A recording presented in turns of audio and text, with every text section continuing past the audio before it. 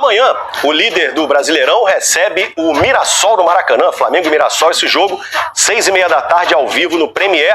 Débora Gares, quer saber de Flamengo? Débora Gares está acompanhando tudo lá do Ninho do Urubu e traz as informações pra gente. Tudo bem, Débora? Tudo bom, Escobar? Boa tarde pra você, pra todo mundo ligadinho com a gente. Olha só, agora à tarde aqui no CT Ninho do Urubu, o Flamengo faz um único treino com todo o grupo em campo visando esse jogo de amanhã. E a principal expectativa é pela estreia de mais um reforço, o meia colombiano Jorge Carrascal. Ele já vem treinando junto com o grupo desde semana passada e pode ser uma alternativa para o meio de campo, já que o Jorginho vai cumprir suspensão nessa partida.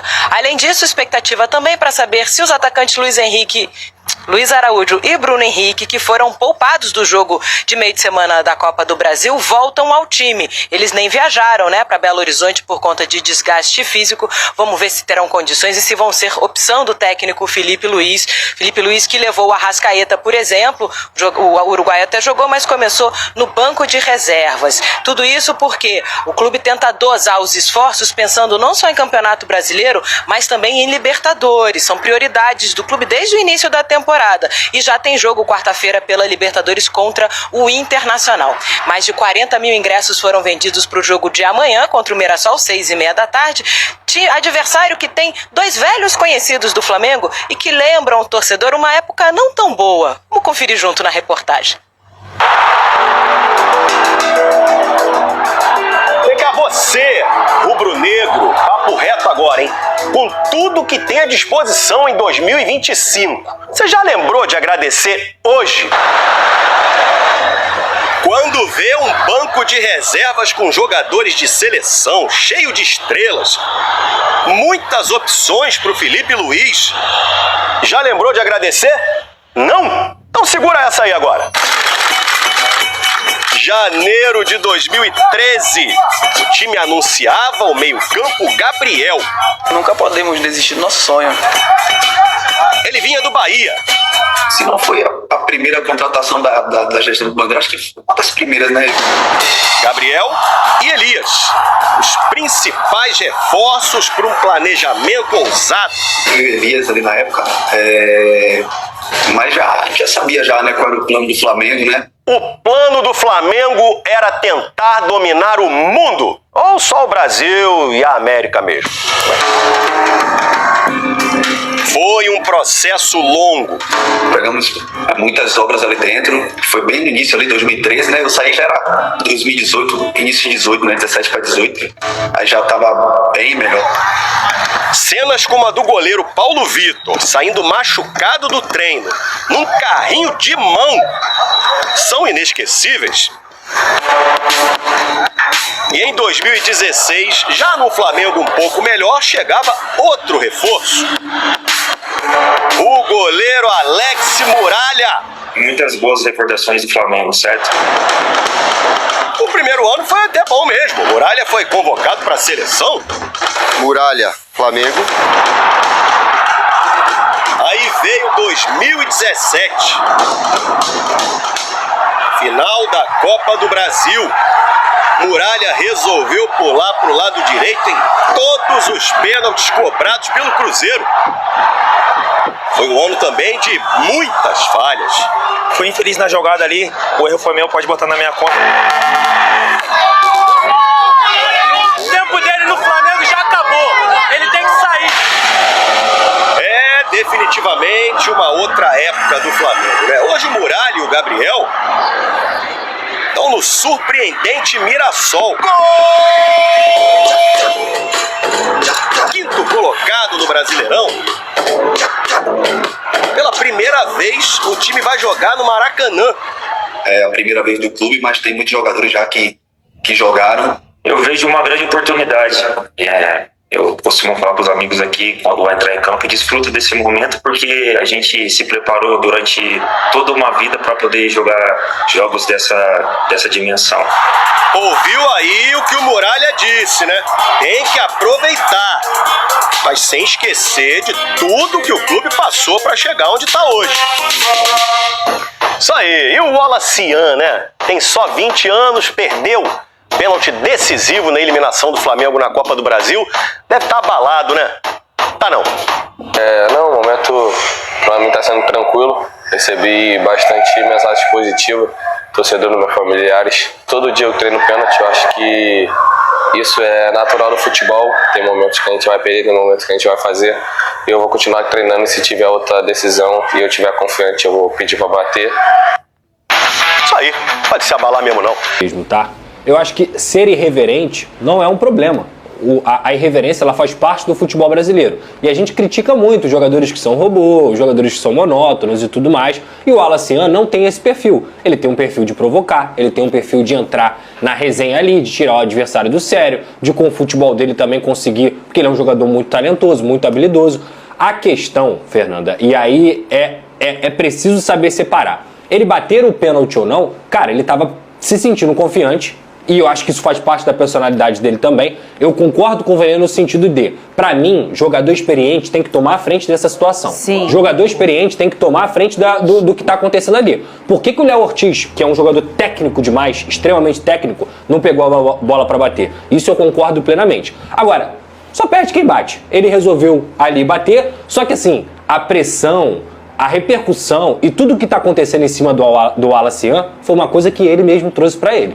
Essa é a diferença. Eu acho que tem uma diferença muito grande entre você crucificar alguém porque perdeu o pênalti ou não. Vou dar um exemplo aqui. Eu acho que o Samuel Lino, ele tem muito mais responsabilidade do que o Wallace Yan. Pela qualidade do jogador que ele é, pelo preço que ele custou. Só que o Samuel Lino não trouxe essa responsabilidade para ele pelos episódios anteriores.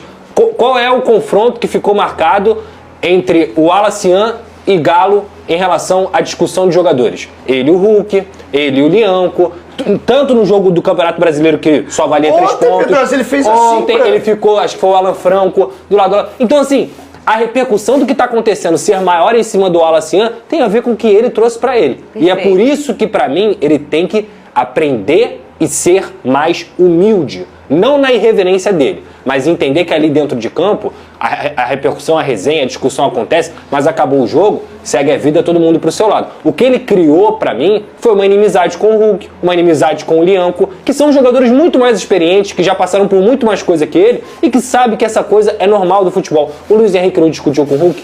No ano passado, depois eles foram, se acertaram, um pediu desculpa pro outro, tal, e seguiu a vida. Eu acho que o episódio que fica marcado pro Wallace Yan não é nem a perda de pênalti, é ele entender que a irreverência dele não é um problema, mas que ele tem que entender que isso tem limite, e que se você traz uma responsabilidade de ser irreverente, de ser provocador, quando você errar e quando a bola não estiver do seu lado, você vai ser cobrado da mesma forma. Você vai trazer uma repercussão negativa da mesma forma. Porque é isso, os jogadores do Galo, eles ficaram assim, ó, falta de respeito, tá faltando respeito. O Lianco tinha avisado, o Hulk tinha avisado, o Everson até foi mais respeitoso porque ele isola o pênalti, o Everson vai comemorar e segue a vida dele.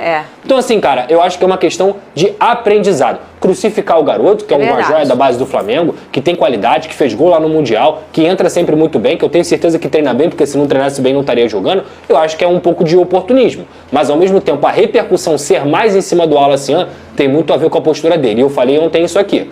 É aquilo, gente. Quem quer falar no futebol tem que se garantir. Mas ô Pedrosa, tem que se garantir. Eu acho o seguinte, a culpa não é dele. Ele tá passando por um período de aprendizado na vida dele, pessoal e profissional. Claro. Esse é o ponto. Era pro treinador chegar e falar, não, Wallace Yan, você já está exposto demais. Se você perder esse pênalti, vai chamar isso muito um mais holofote. Não só o treinador. Mediar a situação, né? É isso, porque o treinador ele tá ali olhando de perto. Sim. Se eu percebi, repito, pela televisão, que o garoto não estava no seu melhor momento de concentração, o treinador obviamente percebeu, os companheiros obviamente perceberam. E vamos lembrar esse aqui, é o ponto. eu acho pior. Por mais que um jogador, eu entendo e concordo. Assim, Fernandinha, concordo. eu entendo você quando tem jogador que, entre aspas, se esconde nesse tipo de situação. Mesmo, tá? Mas 4 se esconderam? Não. Porque eu citei aqui Varela, Léo Ortiz, Léo Pereira e aí E eu não tô falando que eles se esconderam, sim, tá bom? Sim, eu trouxe aqui que em bastidores a gente sabe que muitos não falam nada, fingem que não é com eles. Não chegou, eu quero bater, eu vou bater. Isso é uma, e isso nós é uma sinalização dos nem treinadores. sabemos se o Wallace Yan chegou e falou assim, eu vou bater. É, isso nós a gente não não sabemos. tem essa informação.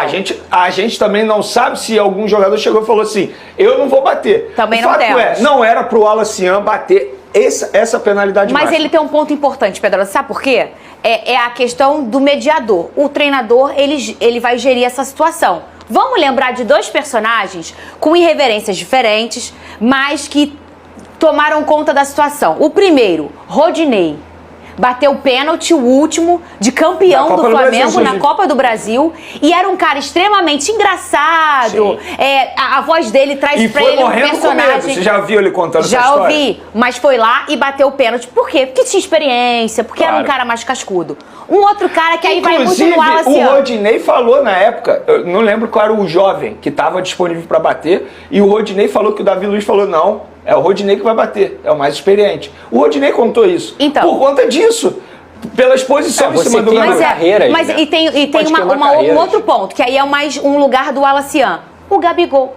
Quantas vezes ele já não sinalizou, nesse mesmo confronto contra o Galo, lá no Maracanã, não sei o quê, e ele ia lá e resolvia a parada. Por quê? Que é o ponto. Porque ele chamava a responsabilidade, mas ele conseguia dominar ela e levar. Mas esse aí é fora da curva, Fernanda. Vou ser Tudo bem. sincero. Não, eu acho que o teu exemplo é perfeito. Ainda mais em pênalti. Só que esse aí é fora da curva. Mas ele é o tipo de jogador que fala e faz, irmão. Ele é o tipo de jogador que ele chama a responsabilidade pra ele e sabe que chamando a responsabilidade pra ele lá dentro de campo, ele vai resolver a carreira do Gabigol. Ela é marcada por isso. É por isso que o garoto que tá surgindo agora, ele tem que ter muito cuidado com a postura que ele tem em campo para que isso não volte contra ele. Eu acho que o Wallacian, ele tem que responder dentro de campo com o futebol dele. Ele não entrar em provocação, ele não entrar em discussão, isso é normal. Mas, por exemplo, eu vou repetir aqui.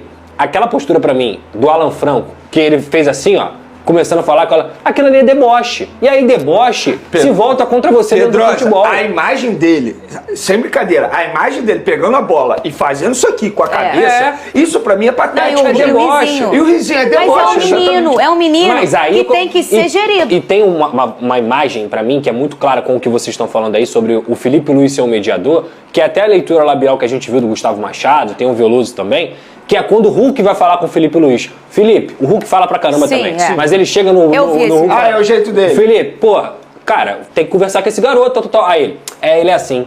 O Flamengo está em busca de mais um zagueiro para reforçar o seu elenco e, segundo informações do jornalista Antônio Carlos, o nome que passou a interessar ao clube carioca é o de Natan, zagueiro revelado nas categorias de base do próprio Flamengo e que atualmente defende o Real Betis da Espanha.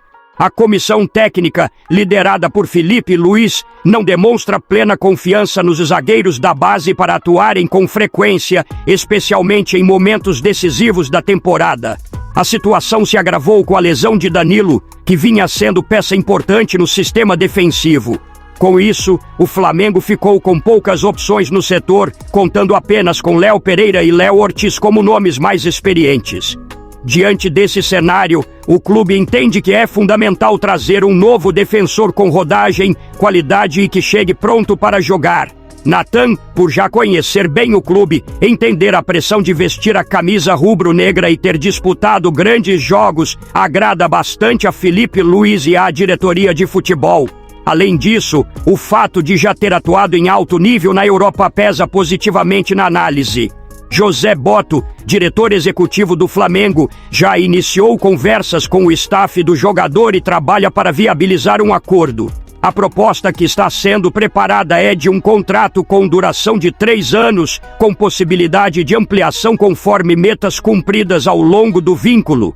A negociação ainda está em andamento, mas há otimismo por parte do clube carioca, que vê em Natan uma peça fundamental para recompor o elenco e dar mais consistência ao sistema defensivo. A diretoria entende que reforçar o setor é prioridade, especialmente diante das exigências da temporada e das competições que o Flamengo ainda tem pela frente. Agora eu quero saber a opinião de vocês. Natan será uma boa contratação? Sim ou não? Deixe sua opinião no comentário. Não esqueça de curtir o vídeo e inscreva-se no canal para não perder nada do Flamengo. Até a próxima e saudações rubro-negras.